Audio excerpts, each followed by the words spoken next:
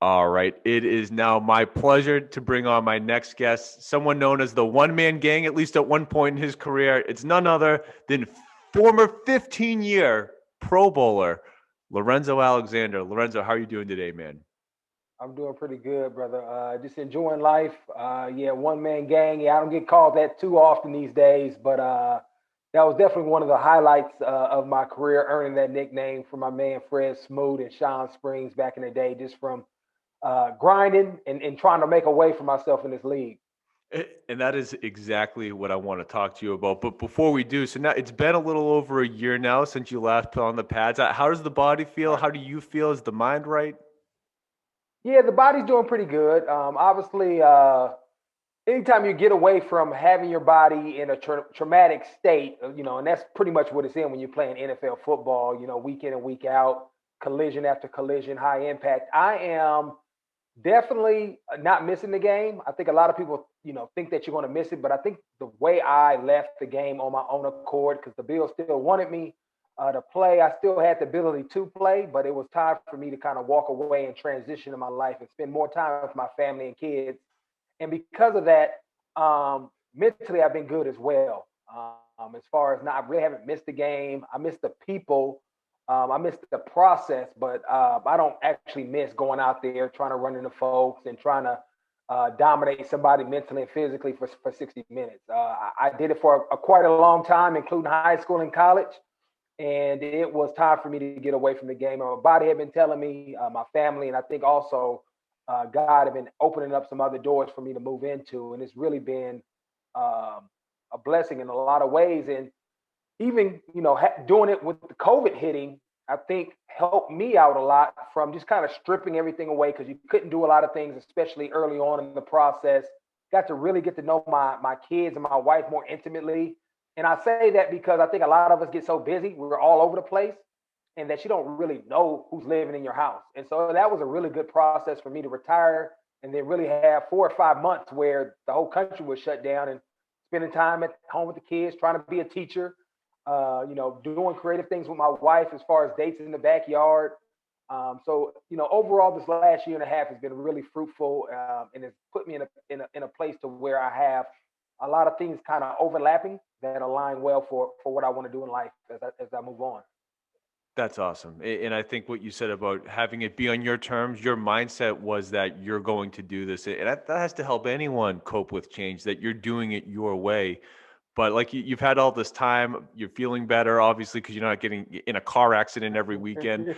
So, Right. from what I understand, then when you look at how you've sort of filled this massive void in terms of time and commitment, you're doing things like being involved with Avalon Sports. You're involved with Right. flag football. So, do you mind talking a little bit about what you've been doing recently and what your outlook is? Yeah. That's probably been one of the hardest things that I'm transitioning from football to your point. You had this thing, football, that took up an enormous amount of energy and focus and time, and it was something that I loved doing, and I did it for a long time. But now you remove that, how do you fill that void? And I've always thought of myself as more than an athlete, but it's one thing to think that and do that in the context of I have the thing that I do in football, and I have these other pieces, whether it's community, whether it's broadcasting, whether it's business engagements that I enjoy doing on that side. It's another thing to say, okay, we're taking that big thing out, and now you have to make these other two things or three things kind of fit together, and how do they overlap with one another? And so that's another thing that I've really been taking this last year and a half to kind of figure out. And to your point, Avalon Sports Media Group is an organization company that I'm working with now to help athletes like myself that I used to be, whether you are a professional football player, baseball, basketball, soccer, tennis, it doesn't really matter. Being that support staff around you, helping build your brand above and beyond just what you do on the field, but accentuating those things, obviously, on social media with a web platform, building corporate sponsorships and relationships. And then, from my perspective, helping you grow as a young man or a young woman in the sports realm and all the things that means so that you can maximize not only your own production, but also the people around you. So whether that's your family, whether that's your community, making sure that you are able to maximize being in that privileged lifestyle or business because it only lasts for so long, right? And so that's kind of what we're doing with that group, kind of like a wraparound services in a lot of ways and hitting them from different angles. I've also transitioned. I'm coaching my sons in flag football the last couple of seasons, fall and winter. Really enjoyed that. If there's anything in my life I love, it's the passion of serving young people and really helping them solidify that foundation of what it means to be great. And I don't mean in football or whatever sport they're playing, but in life. And all those principles, accountability, hard work, being a great leader, being a servant, humility, being teachable, having that growth mindset, it transcends sports, right? That's life. And so being able to speak those principles into their lives using something that I loved, football, to kind of accentuate those moments has been really cool. And then out of that, kind of birthed this relationship with NFL flag. They're making a transition from play 60 to flag football. I think to help engage young people and parents because of what the CTE and concussions going on, help them get engaged. And so I'm doing that as well out here. And so those are kind of like the two top things. I'm also doing some broadcasting as well. But those are the two top things really driving my life right now. And on top of that, I guess one fourth thing is that I'm going to go back to school to get my master's in psychology and life coaching so that I can continue to equip myself to impact these young people, whether they're 22 or 6, in the most impactful way. So I still have that growth mindset for myself too, even though I've walked away from football. In life, I still want to be a learner and grow as well. That's so cool. So multifaceted, versatile guy on the field, multifaceted, versatile guy off the field. Yeah. Try to be. I Oh, try to be. Yeah. I More you love can do. Renaissance man. exactly. But to have the growth mindset after sports, to put yourself in a position where you're turning the page, it's a new chapter. It's not the end of the book. There's still plenty of other things to do and get into. And like you said, Renaissance man. I think it's awesome, and I'm sure we're going to be seeing a lot more of you in the various different areas that you get into. That's you have the track record to prove it. Yeah. Yeah. I appreciate that. Now, to for us to get here, and specifically to have the mindset I'd imagine you have today, and not to glaze over anything that might have happened in your childhood or through college, but when Yeah. I look at '05 and '06 for you, undrafted rookie trying to make the Carolina Panthers, you end up on the practice squad '05, '06 have a cup of coffee with the Ravens after trying to make it with the Panthers again, and then it's this team in Right. Washington where I'm sure you're like, I hope this works out. Can you just speak a little bit about, as you were trying to begin your pro career as an athlete, the mindset of just trying to have that belief? What's Yeah. your faith? How do you just sort of Right. continue to do the best you can with the uncertainty? Yeah, it was extremely hard. It was a tumultuous time period for me. Obviously, growing up, had been the guy on every single team that you played for, going through all the way through college, and now you hit a crossroads in your life um, where you don't get drafted. You're essentially told you're not good enough in some ways. I still did get picked up fairly quickly. Right back, I was fortunate in that way because some guys get no calls, but at the time I didn't feel that. Right, I felt in the lack of a better words, of a failure in a sense, and having once again kind of the perspective of living life for the last 15 years, I didn't put myself in the best situation. But that grind was really hard. I mean, being undrafted, you are seen as an undrafted guy, a guy that has lower ability than everybody else, and you have to do twice as much, make plays, grind hard in the weight room, do everything perfect. You can't be late. You can't answer questions wrong when the coaches call on you. And that just gives you a slim chance as an undrafted guy because they haven't really invested anything in you. Nobody in that organization really wanted you to invest a draft pick or money into you. And so you have to go above and beyond of trying to prove yourself day in and day out. And you do all of that. In my situation, obviously I didn't make the team. I had to continually do that without having the reward of playing on Sundays. And so most of the time, you've been told since you started playing sports, you go out there, practice good and do well, you get rewarded by playing time on Sundays. But that wasn't my role. I would practice good, give guys good looks, but that was my job. My job was to serve the offense and defense so that they were prepared to play. And so for me, it took a lot out of me. I had to humble myself in a lot of ways. That was a process. It didn't happen right away. That actually probably was more like a year and a half, 2 year process of trying to figure out what did I need to do and who did I need to be in order to grow and go to where I wanted to go. And I mean, it just taught me a lot, embracing where the role that you've been given, uh, but not be complacent at where you're at. And that's some of the things that I took from that. But I had to serve first. And I think it's in a lot of ways is indicative or was indicative of who I would become as far as in the community. You have wanting the accolades, right? And I think it put me in that type of mindset where first I'm like, man, I want to be the star. You want to be the star without the process. And so that's what I try to tell people today now is enjoy that process. The process is the most important part because it's going to allow you to then to appreciate once you achieve the success, right? You don't take it for granted, but then you also have this great foundation of what it feels like to have to grind. I'm a firm believer if you've never really had to grind, everything has been given to you. You take it for granted, and then when adversity hits, you don't know how to operate. It's a shock. So I'm glad it happened then versus maybe year 4 or 5 of my career where I wouldn't have had that grace period to maybe work my way through because I would have not had practice squad opportunities anymore, and so I probably would have found myself out of the league. So in a lot of ways, it was a blessing. But yeah, it was a grind. I mean, even when I got to Washington, Joe Gibbs was the head coach, and he was old school like no other. Obviously, this was Joe Gibbs 2.0 after the Super Bowls, but he still had that old school mentality. And that was in an age where you could still hit every single day. And so when I was on practice squad with him, I took every rep possible you could take in a practice on offense, defense, and special teams to make sure that the guys were ready to play. And those are some of my worst years as far as how I felt. I mean, I remember getting to my apartment. It was a 2-story apartment or townhouse, and literally having to crawl up the steps because my body and my legs were that sore and fatigued.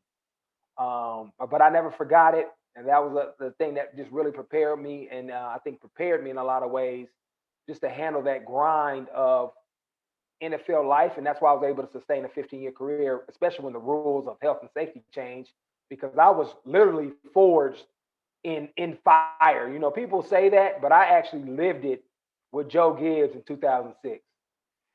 Absolutely. And, I've had Logan Paulson come on the show, another Oh, undrafted Logan. guy. Yeah, Yep. but shout out to Washington for giving undrafted guys a shot and not being biased. But, can you speak a little more about, you've already mentioned how you had to humble yourself. You come in thinking like, I just mean generally now going from college to the NFL, you come in Right. thinking, Yeah. Yeah. I'm this guy, I play this position, I'm going to be this. What was the process like for you to like not just play special teams but embrace it? 'Cause, I mean, you were a stud special teams guy your whole Right. Yeah. career, and then After you've been, go I was ahead. just going to add the versatility aspect of being like the one man gang. Like you literally would Right. do whatever you had to do.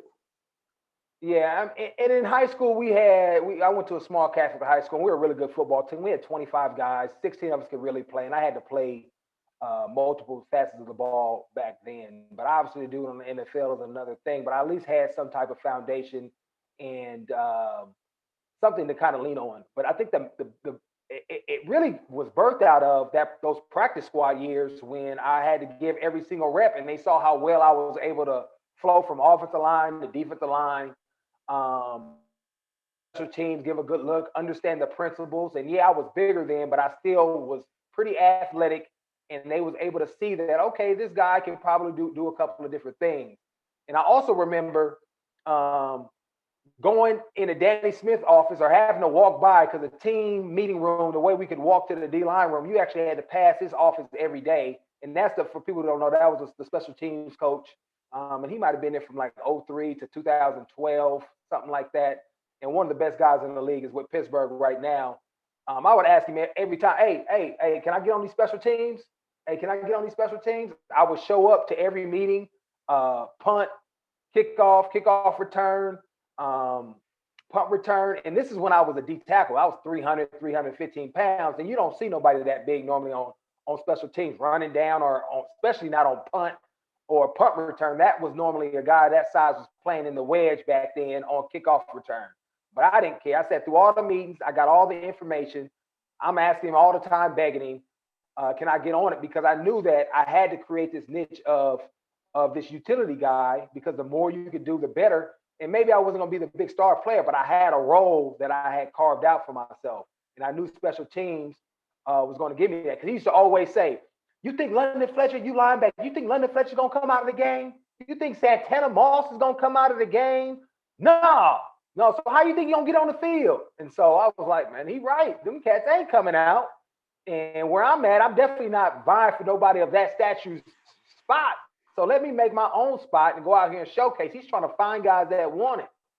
And so for me, it was just about a mentality of, this is how I'm going to play, right? Because if you go back to the days when you were a kid in the backyard, I don't care if you were shooting hoops, that last second buzzer beater, or catching that last touchdown, or hitting the home run, your dream was always, hey, I want to play in the MLB. I want to play in the NFL. It is, you never really said, no, I want to be the starter. I want to be the starting this, the starting that. It was, I want to play in the NFL. And I think that's when I just realized, hey, I'm going to do whatever I need to do so that I can play in the NFL. And whatever I do, I'm going to do it to the best of my ability. And so out of that was birth, being on kickoff return, initially starting, and me and Mike Sellers in the wedge. I just saw Mike in Tampa a couple of weeks ago and just killing cats. Nobody wanted to see us. And then I remember one game Mike got hurt for one reason or not, and Danny Smith was real cautious about putting young guys on punt because so many things can go wrong. You block a punt, you lose a game, you could lose your job, essentially, and that's what would happen. And so Mike got hurt, and I had built up enough trust with him from what I was doing on kickoff and kickoff return where he put me on there. I remember 2008 versus the Oakland Raiders. We was playing in my hometown, and I went out there and had like 4 tackles on special teams at guard. And from that point on, never looked back and just continued to get better every year. And so it was from me begging guys like Mike Sellers, Right Cartwright, Kerry Campbell, James Thrash, that poured into me. I saw how they played. I tried to take a little bit of them and then just added it to my game. Obviously, also during that time period, as got closer to 2012, I was getting smaller, and so I could cover more ground, more athletic. I was more of a mismatch because not only was I strong still like a D lineman, now I could run like a linebacker, right? And so now, do you put a small guy who can run with me or a bigger guy who can't, because they have to try to figure it out? And so I just caused mismatches, and that's what football is really all about. Can you match up with my ability? Can I match up with yours? And I had a unique skill set and a unique mindset as far as how I was going to play special teams. And it allowed me to thrive out there in space and running down and running through folks and then making the tackle. But I had a lot of people had their hand in making me the player that I was. Awesome. Yeah. Shout out to Mike Sellers, who is, 6'3". Isn't he still ripped out of his mind? I'm pretty sure the guy is still a monster. I was just with Mike. He's still like 295, ripped up. Was he? Living down in Tampa, coaching at IMG, man. The dude is just a freak of nature. At 18, wasn't he playing in the CFL? I'm pretty sure he's still the youngest guy ever to play. Yeah, professional sports. I think he might have went to Walla Walla for like one semester, one season, and then went straight up to the CFL right after that. JUCO to the pros. Animal. So, as you said that, like, you got faster, you were able to run it, and you became more of a mismatch guy. But this opens the door for you to make the move from being number 79 to 97. Like, you go from D tackle to playing linebacker. And this would, in my opinion, it's a pivotal moment for you, right? Because now for the rest of your career, it's like, well, is he an outside linebacker or inside? But it opened these doors for you to continue to be able to play with different teams and sign these, deal after deal. I mean, how much do you recall this moment when it was decided you're going to go from lineman to linebacker? Yeah, it was when Mike Shanahan came in. So that was 2010. They brought in, man, I can see his face, defensive coordinator. We was running 3-4. He played in the league for a long time too. Hazlitt?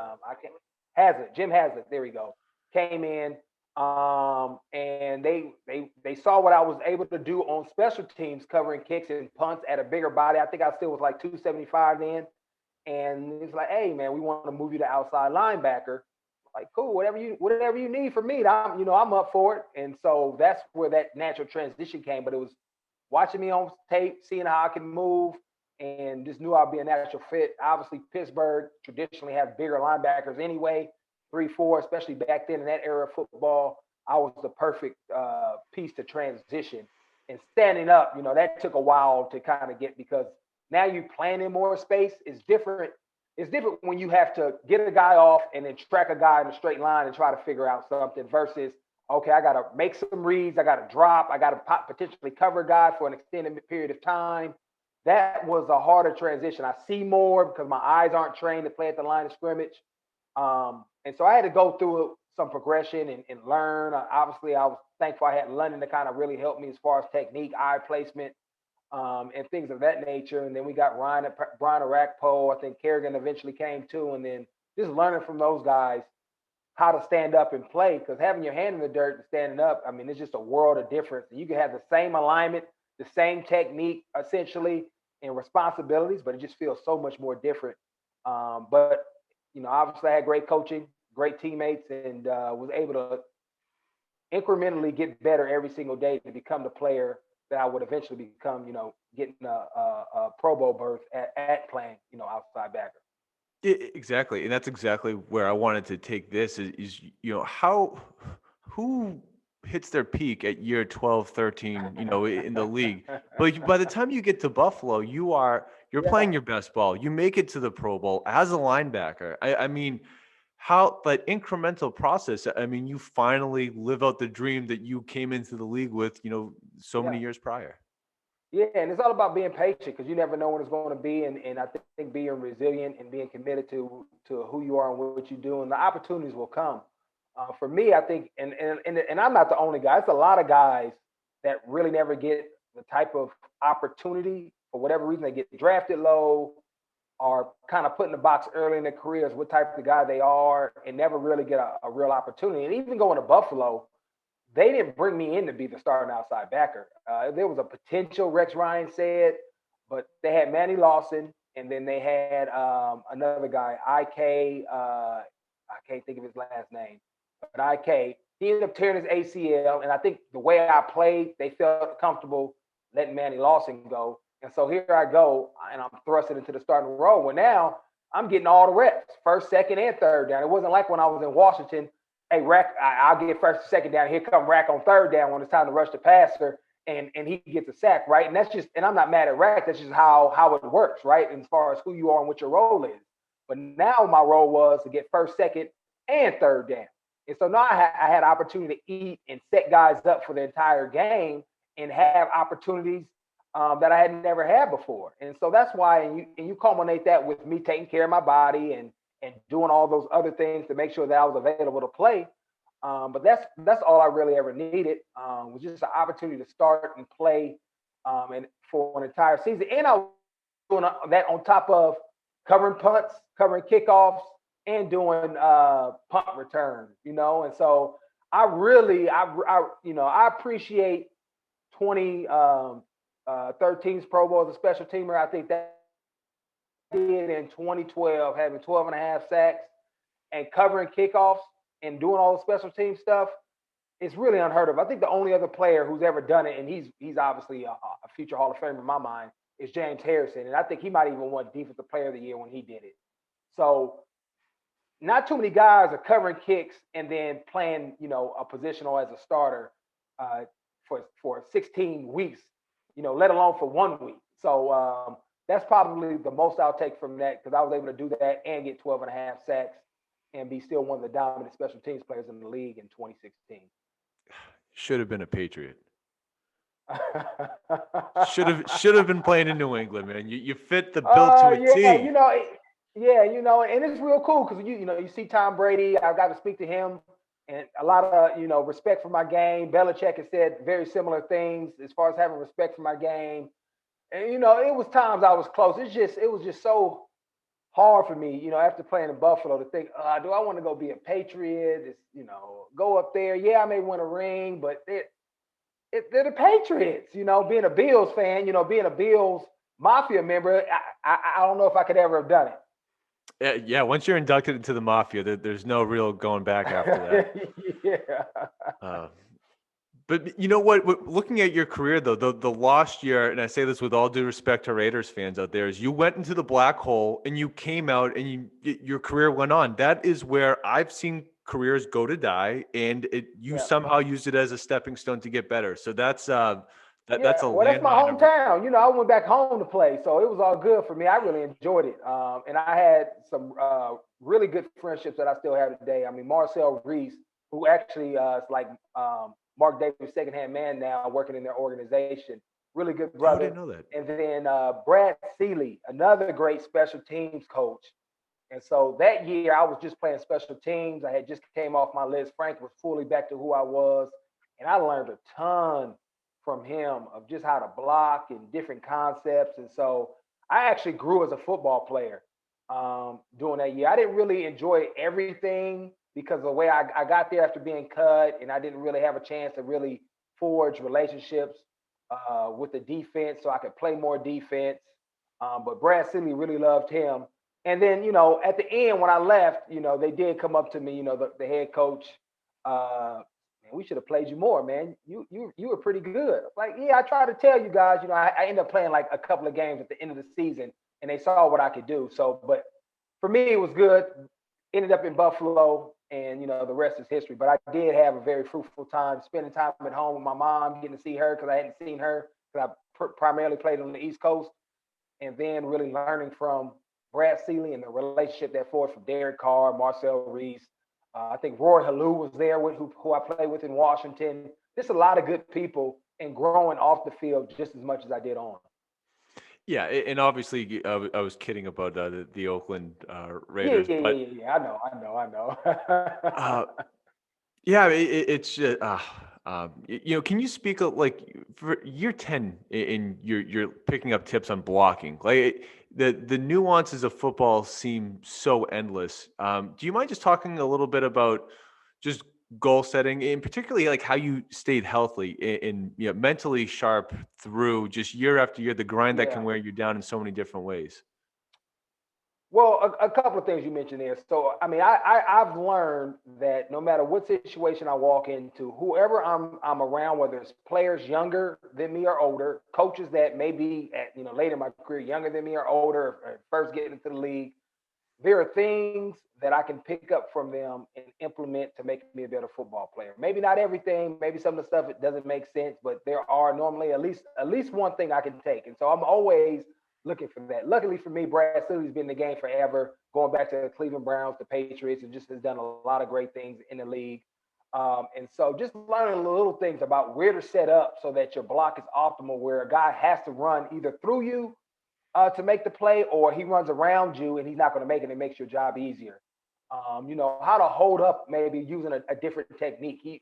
They start calling a little bit more, but just holding the guy and then letting him go and getting my hands back inside, so I can use some of my strength to my advantage, especially if I'm playing maybe a faster linebacker where I can hold him up a little bit longer, and now I create more room for our returner. And then just little incremental things with my foot alignment when I'm getting off the ball to make an inside move. There's just so many little integral things. And then from a health standpoint, the same thing. For a minute there, I would pull my hamstring all the time. So what did I need to do to change? I started doing Pilates. I started focusing on my glutes. Some things, it wasn't necessarily my hamstrings. It was my glutes weren't activated, or I was too heavy. And so changing my diet, changing my workout regimen, um, maybe getting an extra massage or doing dry needling. And every year it was something very small that I would tweak just so I could have that improvement, and so I could be available, or not necessarily not available or available, but still be able to have like that pop in my legs at the end of the season.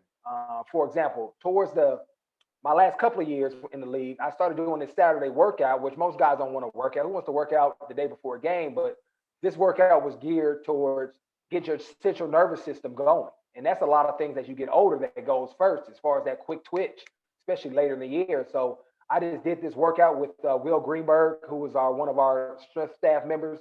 And we put this workout plan together. I did it every week. And at the end of the year, I still had that pop where I felt like I had my speed. And so just like little things like that, always asking for help, having that growth mindset and trying to add it to me. And if it makes sense, cool. If it doesn't, we would move on to something different.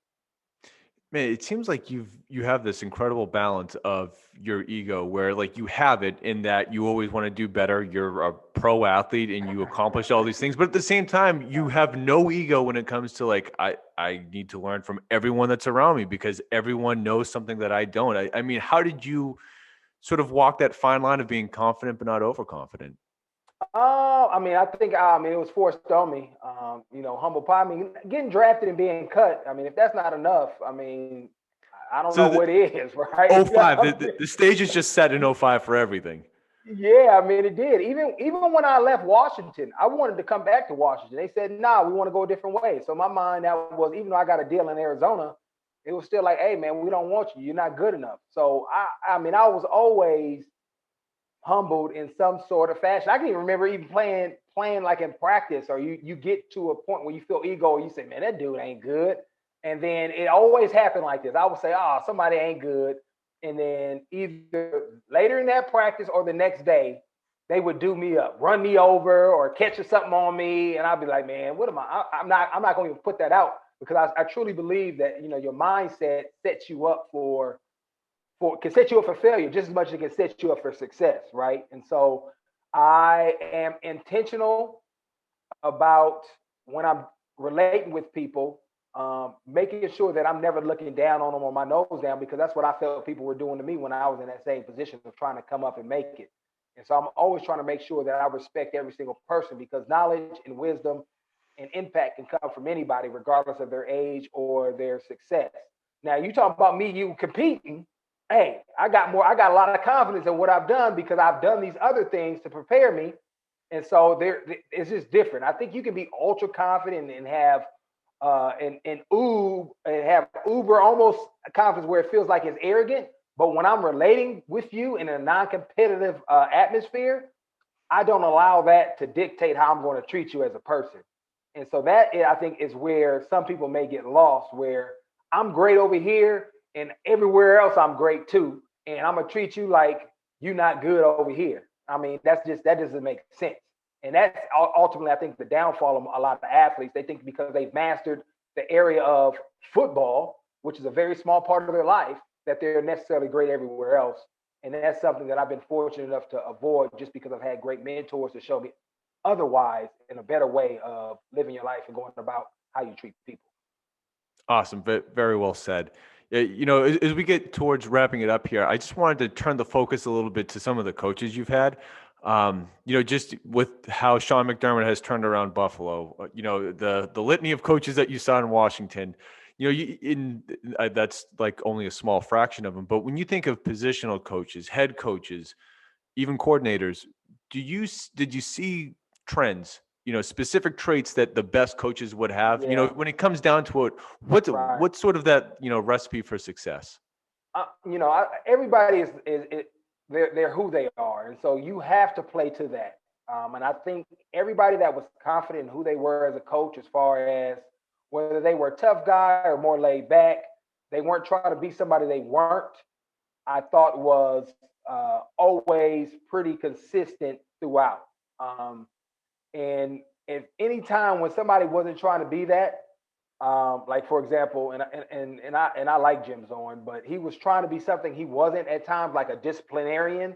It didn't come across as guys saw that and was like, I'm not listening to this dude, right? Or you come up start trying to, yeah, I'm not listening to this dude.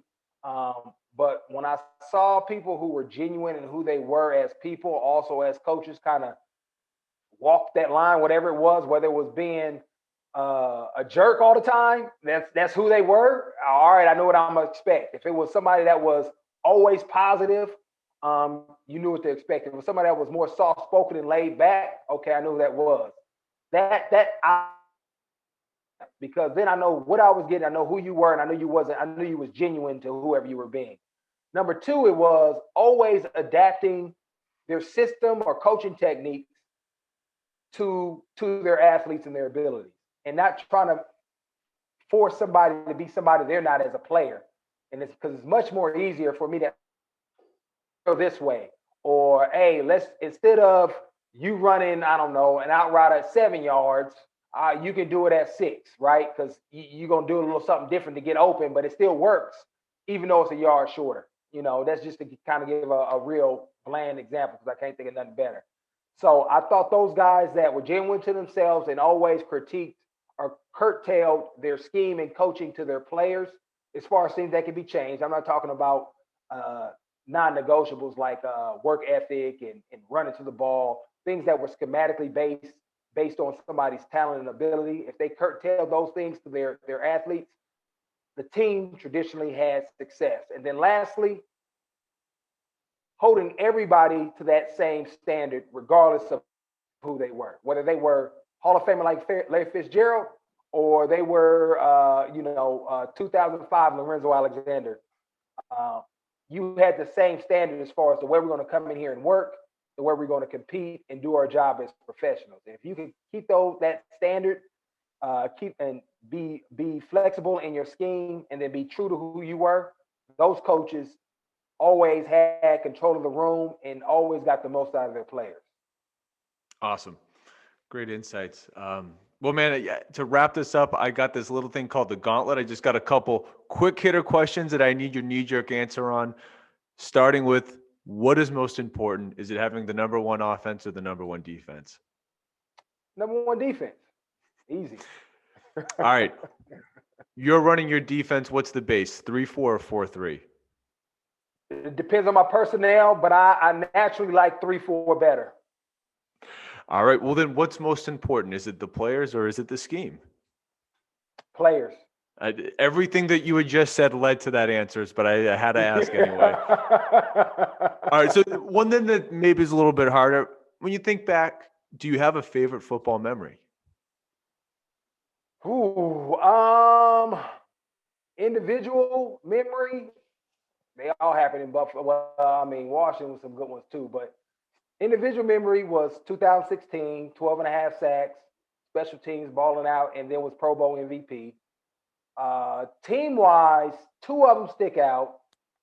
2017, break the 17-year drought in Buffalo as not being to the playoffs.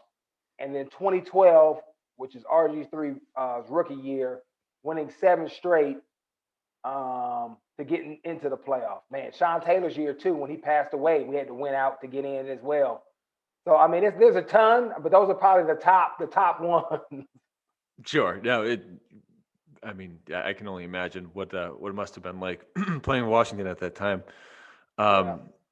Well, pregame, did you have one or a couple songs that were always on the playlist that you always had to listen to?